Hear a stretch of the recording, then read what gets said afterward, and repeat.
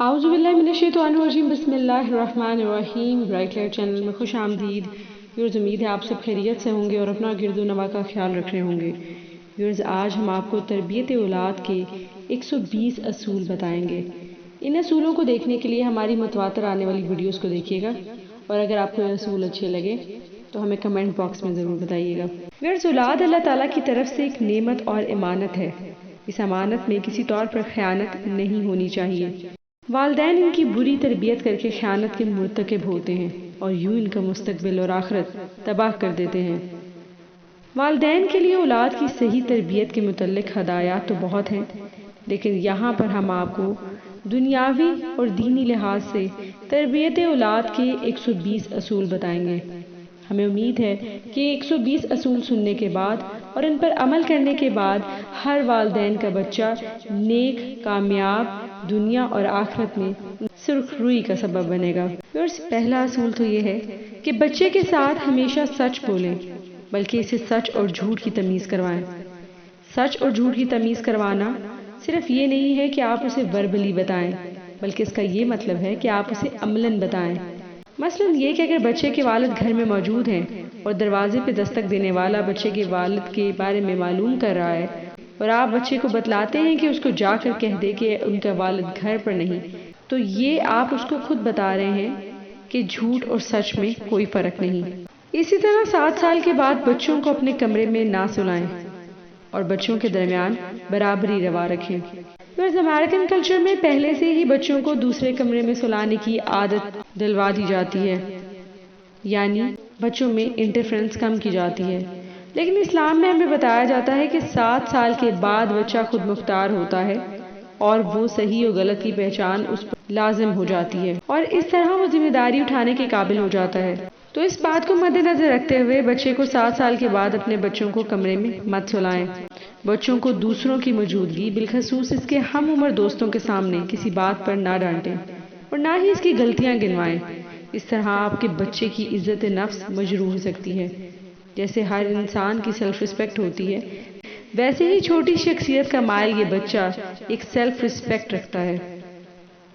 اپنے اور بچوں کے درمیان ذہنی فاصلہ نہ رکھیں، بلکہ دوستانہ رویہ رکھیں۔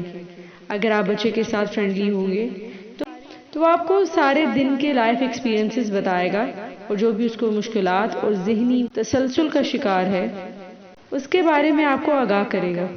بچوں کو سمجھائیں کہ لباس تبدیل کر کے کپڑے مخصوص جگہ پر رکھیں۔ یہ نہ ہو کہ پورے کمرے میں کپڑے پھیلاتا پھرے۔ جرابیں اپنی جگہ میں ڈالیں اور جوتے اپنی جگہ پر رکھیں۔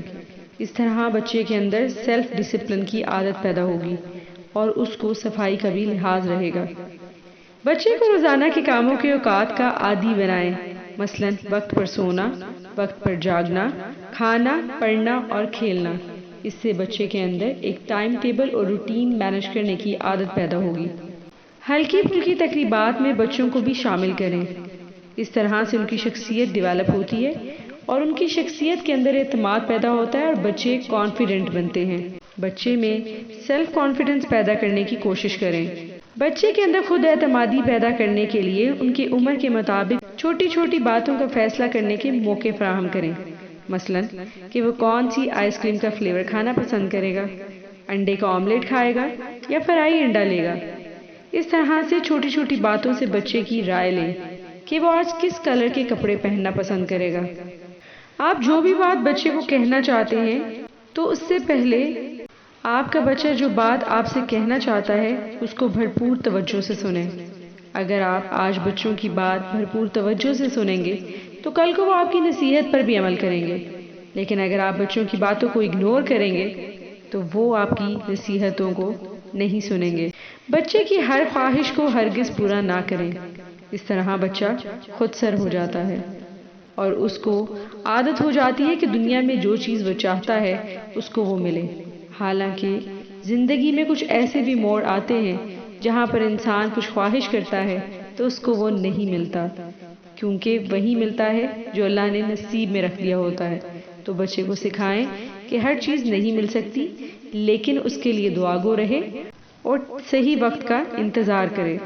بچے کو ہمیشہ مارنے یا ڈانٹنے سے گریز کریں، کیونکہ جب آپ کے بچے کو ڈانٹیں گے تو ممکن ہے یہ ڈانٹ سننا وہ اپنی عادت بنا لے. اس طرح وہ ڈانٹ کا عادی بن جائے گا اور آپ کی ڈانٹ کا اس پر اثر نہیں ہوگا. اور جب آپ مار کا حربہ استعمال کریں گے تو آپ کا بچہ ڈھیٹ ہو جائے گا. ڈھیٹ ہونے کے ساتھ ساتھ وہ نڈر بھی ہو جائے گا. بچے کو ہمیشہ مار کر ڈر رکھنا چاہیے. جس دن آپ بچے پہ ہاتھ اٹھا لیتے ہیں تو بچے کو پتہ چل جاتا ہے کہ صرف یہ تھپڑ ہی تو تھا، یہ میں نے برداشت کر لیا تو آگے بھی اس طرح کے 100 تھپڑ میں برداشت کرنے کی صلاحیت رکھتا ہوں. تو بچے کے اندر تھپڑ کا ڈر ہمیشہ رکھیں، اس کو پریکٹیکلی مارے مت. اس طرح سے وہ بچہ ڈھیٹ بن جائے گا. اگر بچے سے کوئی غلطی ہو جائے یا کوئی قیمتی چیز ٹوٹ جائے تو بچے کو نہایت پیار سے سمجھائیں کہ وہ آئندہ اس بات کا خیال رکھے.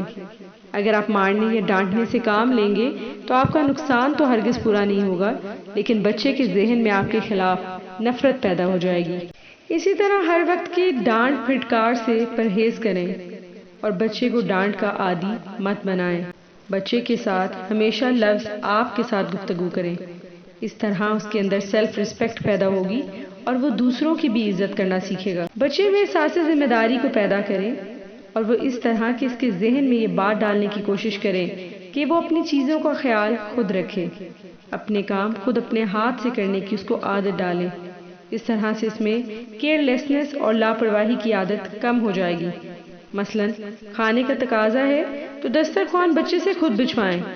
جب وہ کھانا کھا لے تو بچے کو بولیں کہ وہ کھانے کے بعد برتن اٹھائے اور صفائی کی اس کو ترغیب دیں اور ایسا کرنے کے فوائد بیان کریں کہ ہمارے دین اسلام میں نبی کریم صلی اللہ علیہ وسلم اپنے کام خود اپنے ہاتھ سے کرتے تھے.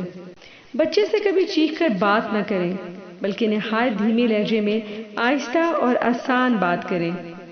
اس طرح سے بچے کے اندر سوفسٹیکیشن لیول پیدا ہوگا. ہمیشہ بچوں کے لیے ہلکے رنگ کے کپڑے پسند کریں کیونکہ جس طرح بچے نرم و نازک ہوتے ہیں اس لحاظ سے ان کے لیے رنگ بھی نرم و ملائم ہی مناسب رکھتے ہیں. بچے کے لباس کو موسم کے مطابق انتخاب کریں. بچے کا لباس ہلکا پھلکا، ڈھیلا ڈھالا، صاف اور آرام دہ ہونا چاہیے. بچے کی صفائی ستھرائی کا خاص خیال رکھیں. انہیں یہ بتائیں کہ صفائی نصف ایمان ہے. صاف رہنے سے وہ کتنی بیماریوں سے بچ سکتے ہیں.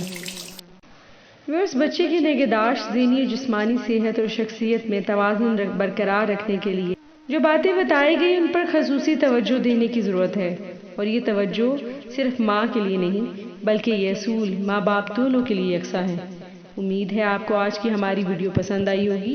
بچوں کی نگہداشت اور تربیت کے باقی اصول دیکھنے کے لیے ہماری آئندہ آنے والی ویڈیو کو ضرور دیکھیے گا. دعاؤں میں یاد رکھیے گا. اللہ حافظ.